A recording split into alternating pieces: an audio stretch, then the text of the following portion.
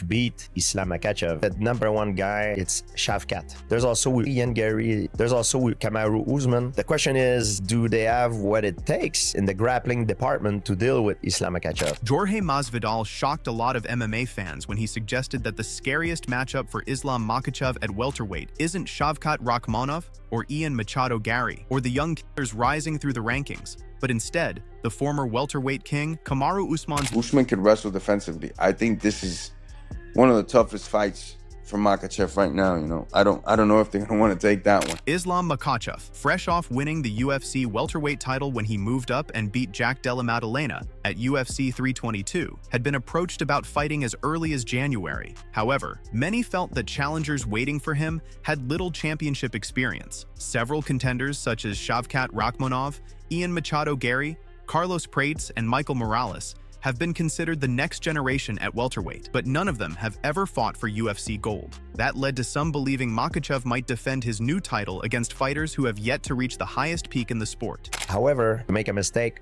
boom, we're cut. It happened to Islam Makhachev. Could happen again. I believe if he would fight that guy 10 times, he would beat him 9 times, but that one time he got clipped, and that can happen. Meanwhile, Kamaru Usman's manager pushed the narrative that his fighter deserved the first crack at Makhachev because of his legacy inside the octagon. To supporters of this argument, legacy holds weight even more than recent results. They claimed that what Usman accomplished during his title reign should earn him immediate priority.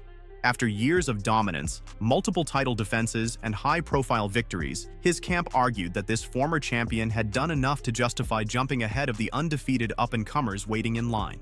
Usman battled Joaquin Buckley earlier in the year and secured a much-needed victory to break a rough 3-fight skid. His wrestling background, defensive grappling instincts, and championship experience are some of the biggest obstacles he could present to anyone attempting to dethrone him. Even if recent results haven't favored him, the combination of his athleticism and strong wrestling foundation makes him intriguing as a potential opponent. Whoever it ends up being challenging Islam for this belt first, when ideally do you think Islam fights again? Well, Islam just fight, honestly. Even the UFC reached out to me, they was asking him to fight at main event January 28th. He thought about it, he's like, no, Habib said, hey. Who's that again? Honestly, Amaru's name was in the mix for January 28th. Ian Gary's name was in the mix too. But at the end of the day, man, the UFC is a business. They're gonna make the biggest fight they can make. You know? I like it, you don't like it. This is what it is. Masvidal, speaking from familiarity given his personal history with Usman, brought up that Usman's ability to neutralize an opponent's grappling could be particularly troubling for Makhachev. Masvidal had experienced firsthand what Usman's defensive skill set felt like across 2 fights for the welterweight title. He believed the level of scrambles and defensive strength that Usman displayed historically would force Makhachev into deeper, more grueling exchanges than what he faced against his recent opponents. Masvidal even compared Della Maddalenna's skill set, saying that while the young striker is talented, he simply isn't comparable to Usman when it comes to grappling and wrestling defense. Potentially Usman, I like that fight, you know? That's somebody who could wrestle back into Makhachev. That's somebody that I know personally could wrestle back into Makhachev. That's his forte. That's what Usman started with, is his grappling background. And Usman's no pushover in the wrestling. I think he's better on the feet. I think he's bigger, he's longer, he's stronger, he has more experience fighting long fights on his feet as well and using his defensive wrestling like he did with rat-faced Kobe's bitch ass, you know? Or how he did with the other nut freaking Chasma, whatever his name is. You know, he's very good at fighting those guys. I actually thought he beat the 185-pound champion currently, Chasma, on like a 11-day notice. He just got out of the couch from eating whatever the he was eating, got on a flight, went over there, and beat him 2 out of 3 rounds.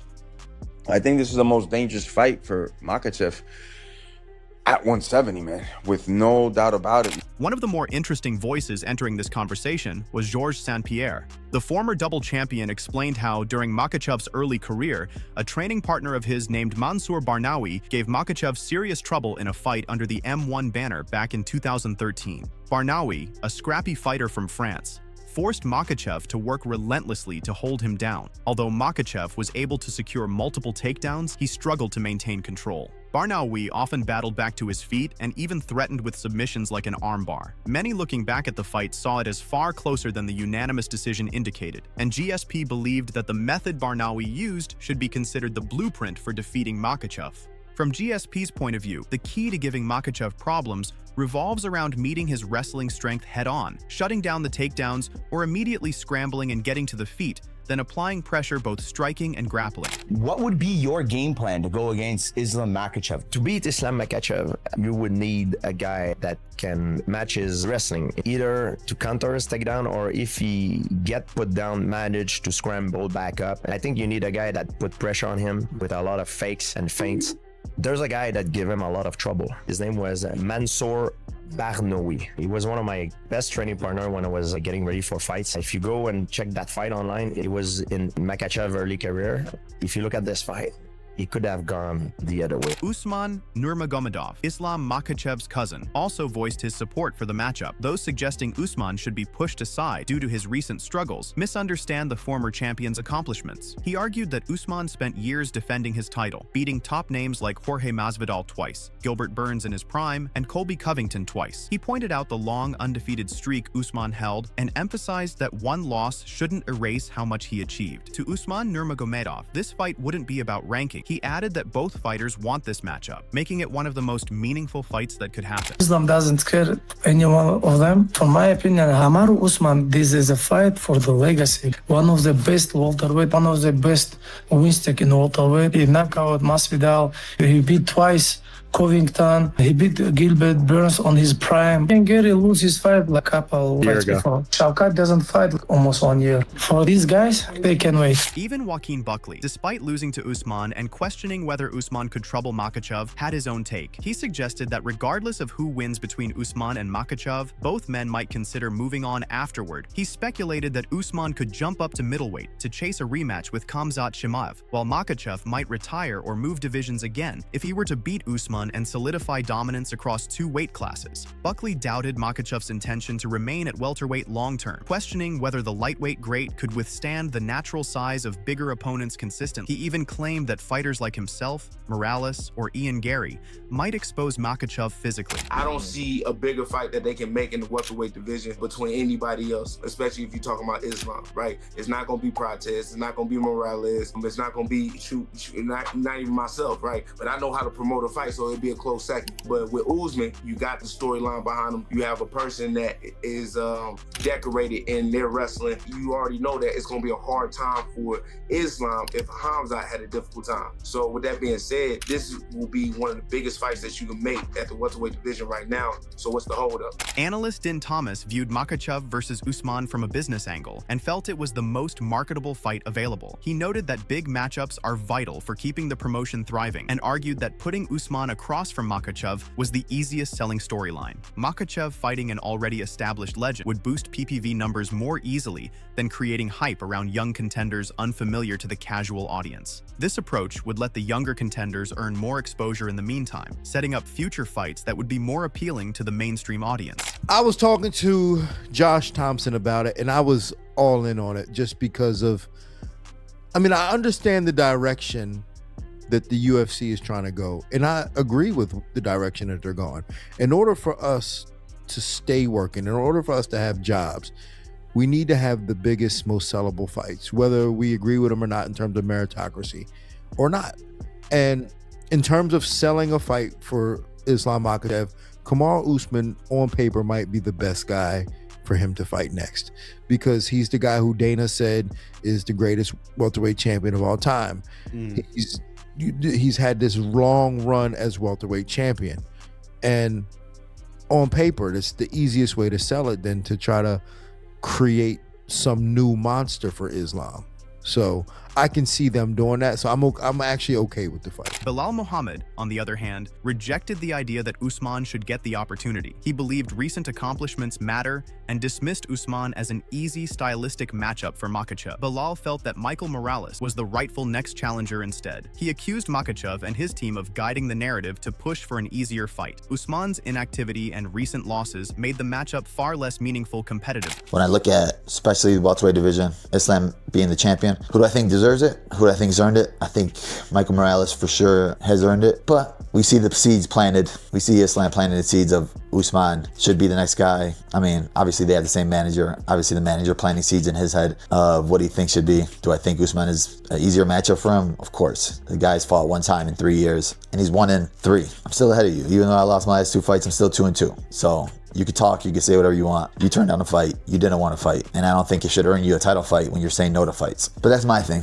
You can call me a hater. I'm just looking at the division from a different lens, what I think. We'll see what happens next with them two, who will get it. If it is Morales, I do think me and Usman make the most sense. Like I said, I've been wanting that fight, asking for the fight. We'll see if we get the fight. Henry Cejudo joined the debate by explaining that while he would likely predict Makhachev to win, fans shouldn't overlook Usman's style. Cejudo believed that Usman's strong defensive wrestling and sharp boxing combination would offer interesting challenges. He emphasized that Makhachev does occasionally get hit, referencing the lone knockout he suffered early in his UFC career. One well-timed punch could change everything, especially coming from someone as experienced and still powerful as Usman.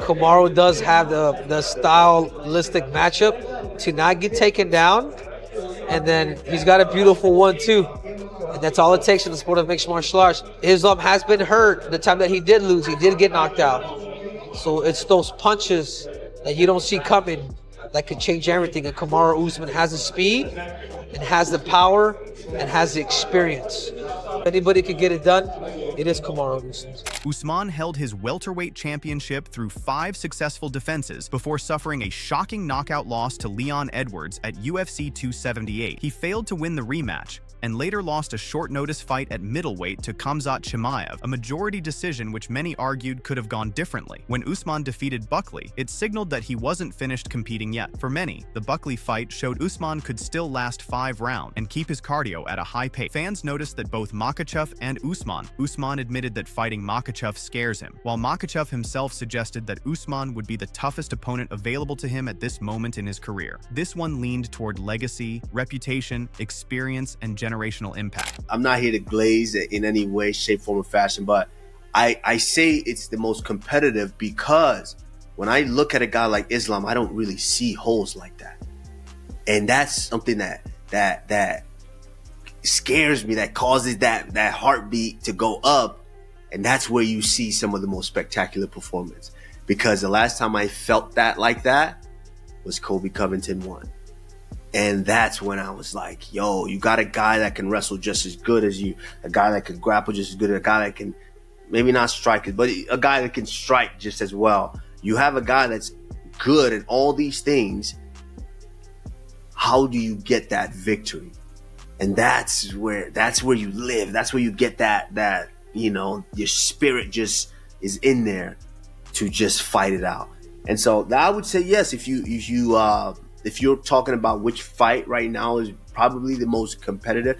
And listen, Islam is great. He's great. Especially what he did last night. Islam is great. You can't take anything away from him. For supporters of Makhachev versus Usman, the biggest allure comes from the unknown. Makhachev proved his dominance in lightweight and now stands atop a second division, yet questions remain about how he truly matches against the best natural welterweights who possess elite wrestling and physicality. For years, Usman was considered one of the greatest welterweights in UFC history. Matching him against Makhachev gives a direct comparison between two elite wrestlers from different divisions and different eras of dominance. If Makhachev wins, it strengthens his case not only as one of the best grapplers ever, but as a double champion who toppled a former welterweight legend. If Usman wins, it revitalizes his career and reopens the door for major fights. It could possibly lead Usman to middleweight next, setting up major storylines across divisions. He doesn't have to cut this much weight. He can fight every 3-4 months. No problem. So we're going to see him at 170 from now on? Yes, this is his weight division. He's not going down to 155. Last question. If you could pick somebody right now tonight to challenge him next, who would you pick? He said it. He said he want to fight Kamaru Usman. Kamaru Usman is 15-fight winning streak, 5 title defenses, greatest welterweight of all the time, beating all these young guys. What does that do for his legacy? It don't do nothing for his legacy. Kamaru Usman, it's a very tough opponent, and I represent him too. And it's not an easy night for anybody. Kamaru Usman is a real deal, and he want to fight the real deal. With so many perspectives surrounding the potential matchup, the anticipation only heightens. Whether fans see Usman as too inactive, too old, or still dangerous, one thing becomes clear. The fight carries enormous stakes beyond rankings. Makhachev's rise, Usman's legacy, and the future of welterweight contenders all converge on the outcome. And that alone has built enough momentum to make this story impossible for MMA fans to ignore.